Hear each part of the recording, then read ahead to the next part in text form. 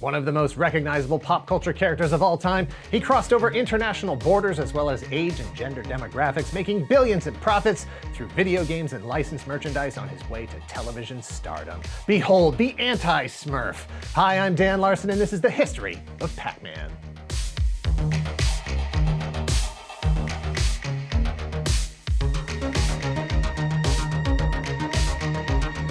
Is an animated series that ran 22 episodes over 2 seasons from September 1982 to November 1983. Created by legendary cartoon studio Hanna-Barbera, it was the only cartoon with the power to overcome the dominance of the Smurfs, who were also created by Hanna-Barbera. Pac-Man is just a regular Pac guy trying to make his way through Pac-Land one Pac day at a time. Far from a floating two-dimensional disc trapped in a maze full of ghosts, he's now a fully fleshed out being who only puts on his hat, gloves, and boots before going to work, just like the rest of us. He's living out in the suburbs with his wife Pepper, their son Pac Baby, a dog named Chomp Chomp, and a cat named Sourpuss. They've got a Pac house with a Pac mortgage and dreams about Pac retiring one day. But for now, he's working down at the Power Pellet farm, making sure nothing happens to the Power Pellet trees and the Power Pellet crop. Because not only do Pac people need Power Pellets to survive, but in the wrong hands, Power Pellets could be used to commit the most evil deeds imaginable. And that's exactly what Mesmeron and his ghostly minions Inky, Blinky, Pinky, Clyde, and Sue are trying to do: locate and monopolize the Power Pellet supply to bring Pac-Land to its knees and rule it once and for all. Life in Pac-Land is a daily struggle, even if you don't encounter any ghosts, because life in general is tough, and that goes for you, me, and regular guys punching in and punching out like Pac-Man. Thank you to 80stees.com for sponsoring this video. Click the link in the description below and use code TOYGALAXY to get 30% off your order today. I'm currently in my 6th decade on planet Earth. The 70s, the 80s, the 90s, the aughts, the teens, and now the 20s. And while a lot has changed, there's at least one thing that hasn't: my taste in clothing. It's t-shirts all the way back. Lucky for people like me, you know, people with torsos, 80stees.com is also t-shirts all the way back. T-shirts for any occasion you might need a t-shirt for, which, again, for me, is all occasions. Going to the movies, a concert, a ball game, a TED Talk, visiting family, getting groceries, walking the dog, dentist appointment, wedding, optometrist, colonoscopy. Find the shirt that's right for you. And while you're there shopping for yourself, maybe you find something for someone else too. Your mom, your dad, your veterinarian. They've got shirts for teachers, artists, writers, and all your favorite YouTube editors. You can buy the shirt that I'm wearing in the video you're about to watch. Not the actual shirt, but one just like it. Click the link below and use code TOYGALAXY for 30% off your order today. Again, that's code TOYGALAXY for 30% off your order. And thanks again to 80stees.com. In 1974, the Nakamura Manufacturing Company purchased the Japanese division of Atari from its American parent company, Atari. It was a means for Atari to raise money to continue the development of their new home entertainment console. It also doubled as Nakamura's crossover point from producing mechanical arcade games to producing their own original video games. 3 years later, Nakamura Manufacturing Company officially shortened their name to Namco ahead of the release of their first video game, GB, in 1978. While it wasn't the arcade hit Namco hoped for, it established Namco's presence in the market and introduced the world to game designer Toru Iwatani. In a market saturated with violent video games, Iwatani chose a different path for himself, for Namco, and for video games. See, even at this early stage of video games as an industry, when something was successful, it spawned dozens of clones. Atari's Breakout, released in 1976, resulted in all kinds of brick-breaking games, including Namco's own GB in 1978. Taito's Space Invaders, released in 1978, resulted in all kinds of shooting games, including Namco's own Galaxian in 1979. In 1979, Iwatani surveyed the landscape and saw that it was almost entirely games that centered around violence, like shooting things and breaking things.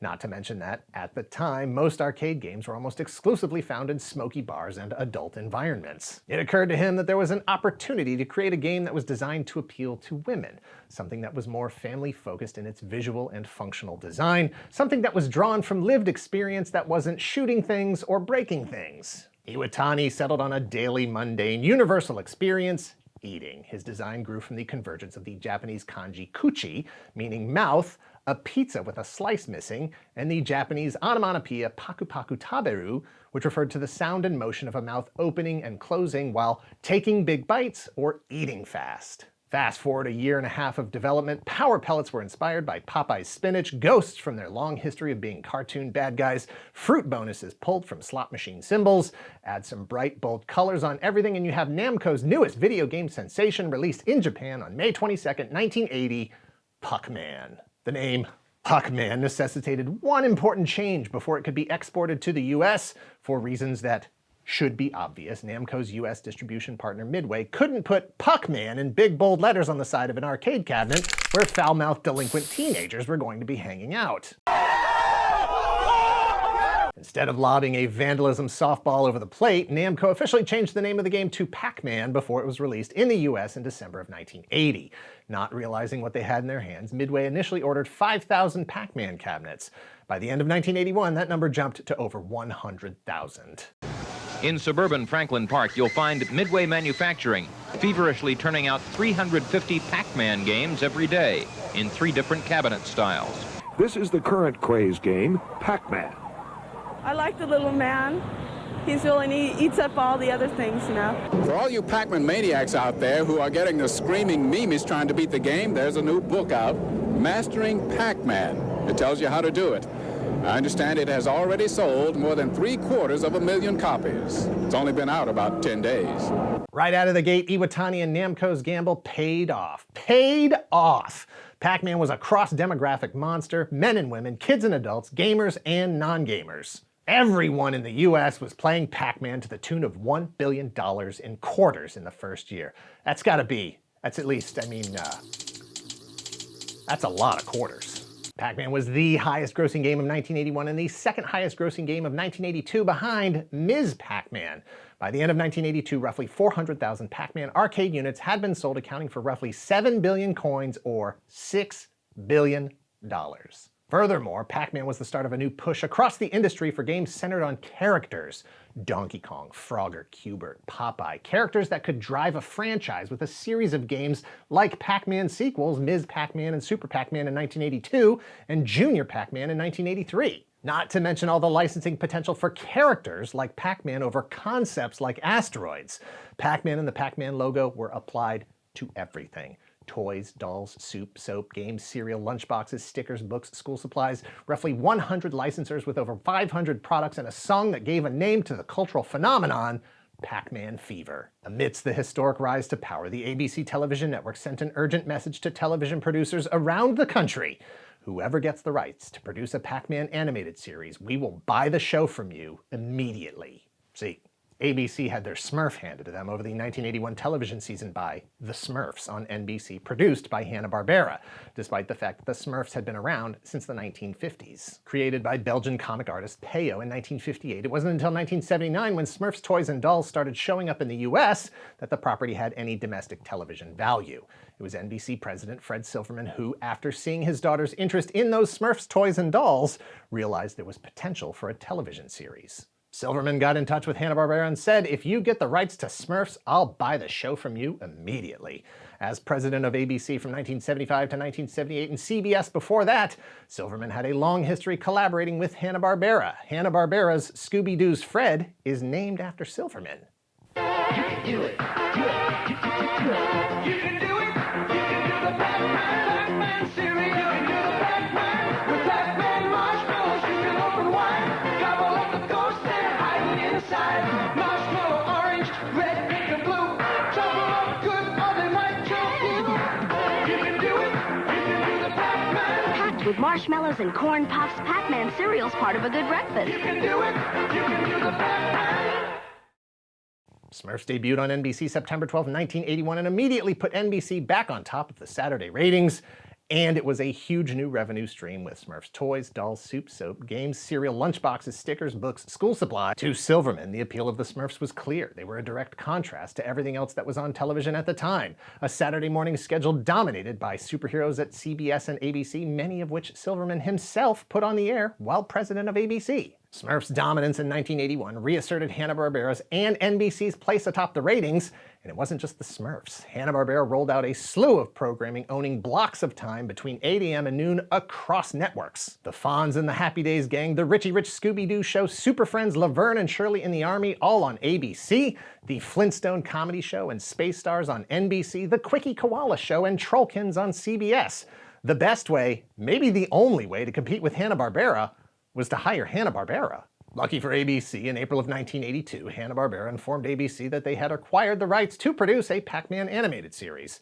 In return, ABC gave Hanna-Barbera a very aggressive air date of fall 1982 and a few ideas about what they might do with the cartoon based on some market testing they did with kids. As ABC children's programming executive Judy Price put it in 1983, quote, "We knew that if we took the normal amount of television lead time to get the program to air, we'd miss the boat.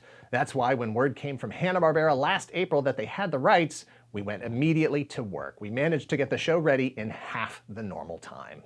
Under normal circumstances, 5 months was unheard of to get a brand new cartoon ready for broadcast, even with computers which they had and were using. But these were not normal circumstances, a potentially once-in-a-lifetime, pre-sold, ready-made pop culture phenomenon either at or approaching its peak. Hanna-Barbera initially offered Pac-Man to writer Mark Evanier, who had a portfolio stacked with animated fare from Scooby-Doo to Richie Rich, Trollkins, Plastic Man, and Thundar the Barbarian. They even offered to throw in a Pac-Man arcade cabinet if he agreed. When he declined, Hanna-Barbera turned instead to Jeffrey Scott, who also had a portfolio stacked with animated fare, Dino Mutt Dog Wonder, Captain Caveman and the Teen Angels, Trollkins, Plastic Man, and Thundar the Barbarian. But how to translate the two-dimensional maze game into a narrative that will work for a series? You can't just show the game on TV.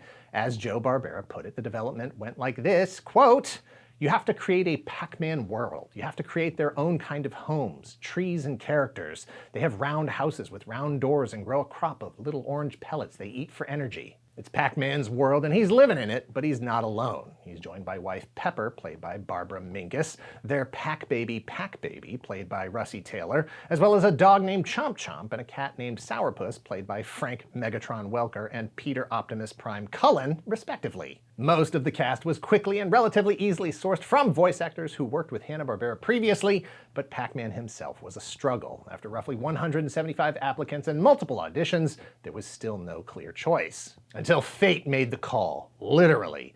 Marty Ingalls, an actor-turned-agent, was making phone calls one day looking to land a job for his client, Robert Culp. As Ingalls told the story, quote, "I was calling Universal Pictures and I misdialed by 2 numbers and got Hanna-Barbera. I asked for casting and got Gordon Hunt. He said there was an opening for Pac-Man. I thought he was talking about a luggage company, but I said Culp would be perfect for it anyway. Hunt said no, that I was the one with the crazy voice." Ingalls has said that his gravelly voice just came natural and that it had always been that way. When he was a kid, doctors looked for growths on his throat and found nothing. In his own words, Ingalls said that his voice, quote, "turned on women, fascinated babies, and infuriated animals." As the legend goes, Ingalls insisted that he wasn't interested, but they should still give Robert Culp a shot. While he spoke, Hunt recorded him speaking, then played the tape back for executives at ABC, Namco, and Midway. 2 days later, Hunt offered the job and a free Pac-Man cabinet to Ingalls. Ingalls accepted and even attempted to put a little more Ingalls into it with a catchphrase he ad-libbed during a recording. "Pack-a-pack-a wowee," he proclaimed. Kinda like Captain Marvel saying Shazam. He figured Pac-Man could say it every time he ate a power pellet. The director paused. They made a phone call to the executives in New York. He figured they must be having a discussion, perhaps trying to decide what the specific phrase should be. "Pack-a-pack-a wee-wee, pack-a-pack-a woo-woo." The director returned from the call to say, "No more ad-libbing." It's the start of our Saturday morning season and the premiere of a new animated television show starring everybody's favorite video game hero, Pac-Man. He will be gobbling his way into the hearts of young and old alike, and tonight we've got a little sneak preview for you. Hanna-Barbera got the show done in time for its fall 1982 premiere. ABC was confident they had a hit on their hands, so much so they programmed their entire Saturday morning preview around it. Guests from several of the Hanna-Barbera shows, but none more important than Marty Ingalls himself. Now, I'd like you to meet the man whose voice is about to become a living legend, the voice of Pac-Man, Mr. Marty Ingalls. Is it difficult to be the voice of Pac-Man? No. I mean, I have a special kind of a sound here, which has been traveling with me my whole life, but, SMURFS had performed so well for NBC that they had expanded it from 30 minutes to 90 beginning at 9 a.m. on Saturday mornings. But ABC was confident in Pac-Man's ability to take on SMURFS and as such paired it with the Little Rascals and Richie Rich as part of their own 90-minute Pac-Man Little Rascals Richie Rich show beginning half an hour earlier at 8:30. Pac-Man was so popular out of the gate that ABC stretched the commercial breaks out as long as they could to allow for more advertisers. Pac-Man continued to set high scores, which gave ABC the confidence to just give him his own half-hour show independent of any other series. Most episodes of Pac-Man were composed of two unrelated 11-minute segments. The Pacula and Trick or Chomp segments were packaged together as a 1982 Halloween special that aired in prime time on October 30th. For Christmas, Hanna-Barbera produced a brand new 22-minute special called Christmas Comes to Pac-Land. It aired on December 16, 1982 in prime time and featured the voice of Peter Cullen, this time as Santa Claus himself. Just like he did in video games, Pac-Man's success led the way for video game characters to be featured in their own cartoons. CBS in particular pulled out all the stops with Saturday Supercade, which featured Donkey Kong, Donkey Kong Jr., Q*bert, Frogger, Pitfall, Kangaroo, and Space Ace. Meanwhile, Namco and Midway continued to capitalize on the unprecedented success of Pac-Man with additional Pac-Man and Pac-Family games. Super Pac-Man in October 1982, Junior Pac-Man in January of 1983. Hanna-Barbera then added characters inspired by those games to the world of Pac-Man in Season 2. Pac Jr., aka PJ, was Pac-Man's cool nephew played by Daryl Hickman. Super Pac-Man was played by Lorenzo Music, who you probably know best as Peter Venkman from The Real Ghostbusters or Garfield from Garfield. If you missed Pac-Man during the full tilt days of Pac-Man fever and haven't bothered to look it up since, you're just a Google search away from multiple platforms for rent or purchase.